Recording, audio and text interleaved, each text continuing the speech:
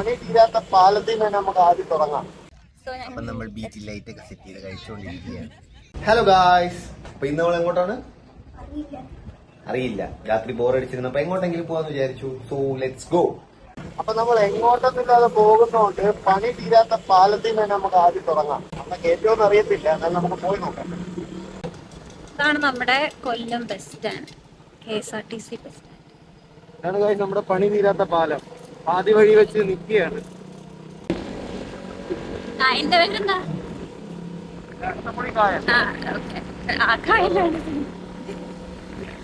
നല്ലൊരു പാലം കെട്ടിയിട്ടുണ്ട്. ബാക്കി പണി ഉപയോഗിച്ച് പോയിരിക്കുകയാണ്.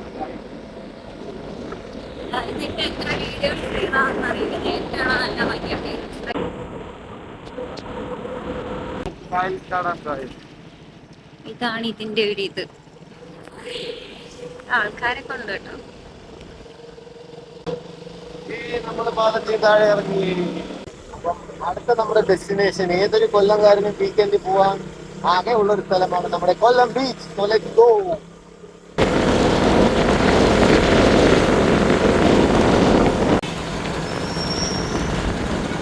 നമ്മൾ കുറച്ചുനേരം സിഗ്നൽ കിടന്നു. നമ്മൾ മൂവ് ചെയ്യാണ്.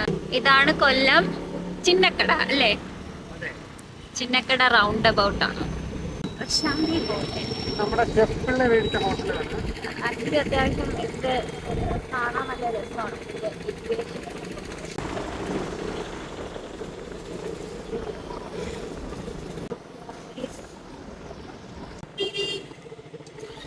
സൺഡേ ആയതുകൊണ്ട് ഇവിടെ കാല് കുത്താൻ ചിലപ്പോൾ സ്ഥലം കാണത്തില്ല. നല്ല തിരക്കാണ്. ബിക്കോസ് കൊല്ലത്ത് ആകെ ഉള്ളൊരു സ്പോട്ടാണ് കൊല്ലം ബീച്ച് എന്ന് പറയുന്നത്.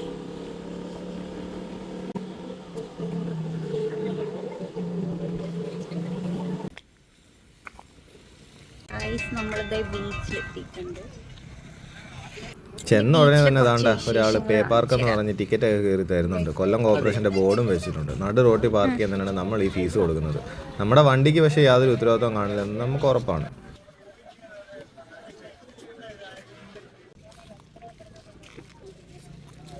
കുറച്ചേരം നിന്നിട്ട് പോവാം. വെയിറ്റ് ചെയ്യും. ഇവിടെ എന്തൊക്കെ ഉണ്ടോന്ന് നോക്കിയിട്ട് പോവാം. നല്ല ഭംഗിയുണ്ട് കാണാൻ. ആക്ച്വലി ഇവിടെ കുറെ ഇങ്ങനെ എന്താ പറയാ, കുറച്ച് ചെറിയ ചെറിയ ഷോപ്സ് ഒക്കെ ഉണ്ട്. ഇത് അത്തറല്ലേ ഇരിക്കുന്നത്? അത്തറിന്റെ ഷോപ്പാണ്. പക്ഷെ എനിക്കത് ഭയങ്കര ഒരു ഇതായിട്ട് തോന്നി. ഭയങ്കര മൈ ഫേവറേറ്റ്. പിന്നെ ഉപ്പിലിട്ടത് കുറെ ഉണ്ട് ഇവിടെ. പിന്നെ പിള്ളേരെ അട്രാക്ട് ചെയ്യാൻ വേണ്ടിയിട്ടുള്ള സാധനങ്ങൾ, അങ്ങ് വലിയ ആൾക്കാരെയും കൂടി അട്രാക്ട് ചെയ്യാനായിട്ടുള്ള സാധനങ്ങൾ.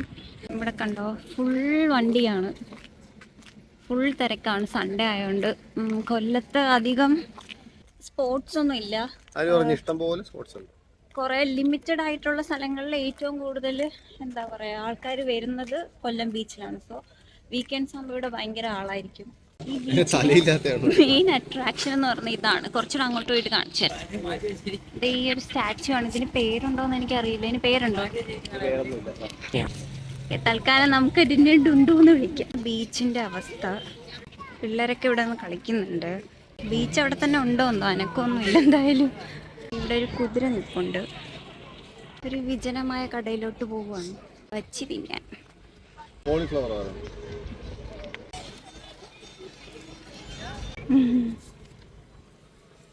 ഫുഡ് കിട്ടിയപ്പോൾ എന്നെയും കളഞ്ഞ് എവിടെ പോകുന്നുണ്ട്.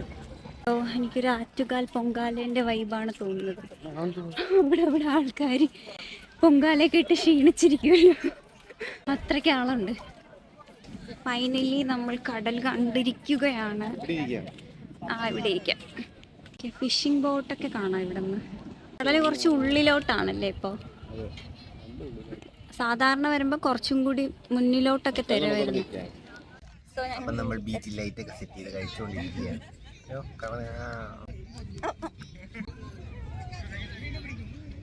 കൊള്ളാല്ലേ? നല്ല കോളിഫ്ലവർ ബിരിയാണി.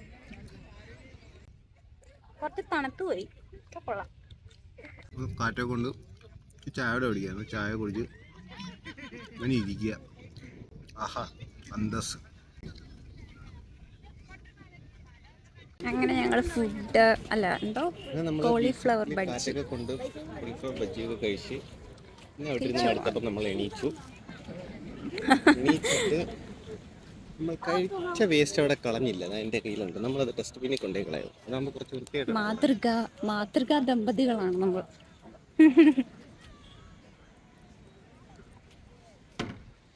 സ്വച്ഛ ഭാരതം ഗൈസ്. ഇതേപോലെ എല്ലാവരും ചെയ്യൂ, മാതൃകയാവും. Beach Orchid 5 star hotel. അങ്ങനെ നമ്മൾ കുറേ നേരം ബീച്ചിലൊക്കെ ചുറ്റിപ്പറ്റി കാറ്റൊക്കെ കൊണ്ടുവന്നിട്ട് വൈകി കാറ്റൊന്നുമില്ല, അത്യാവശ്യം ചൂടുണ്ട്. നമ്മളിവിടെ നിന്ന് ഇറങ്ങിയാണ്. നമുക്ക് അടുത്ത സ്പോട്ടിലേക്ക് പോവാം, ഫുഡ് അടിക്കും. ബീച്ചിലും ട്രാഫിക്.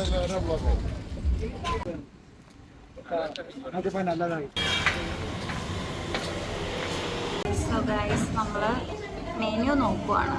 ഇതൊരു ദോശ സ്പെഷ്യൽ കടയാണ്. ഇവിടെ സ്പെഷ്യലായിട്ട് കുറേ ദോശ ഉണ്ട്.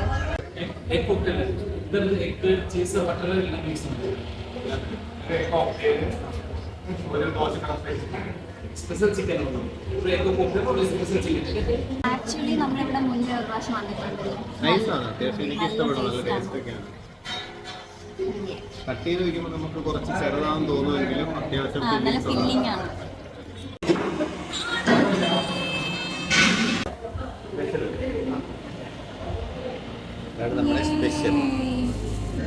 ഇങ്ങനെയൊക്കെയാണ് ദോശ ഉണ്ടാക്കുന്നത്. ഒരു മസാല ദോശയുടെ പേര്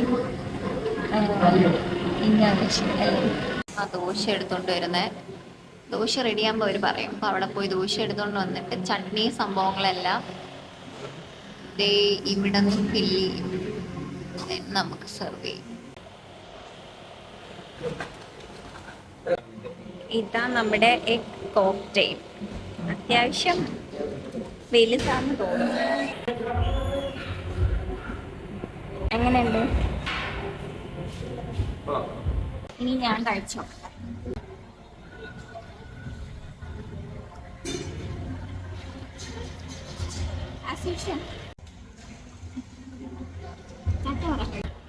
ഇനി കഴിച്ചിട്ട് കാണാം.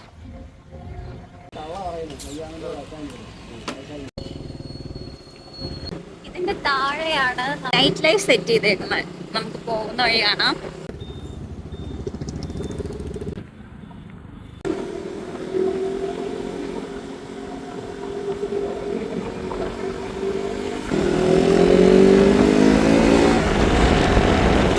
അപ്പൊ നമ്മുടെ ഇന്നത്തെ കറക്കം കഴിഞ്ഞിരിക്കുകയാണ്.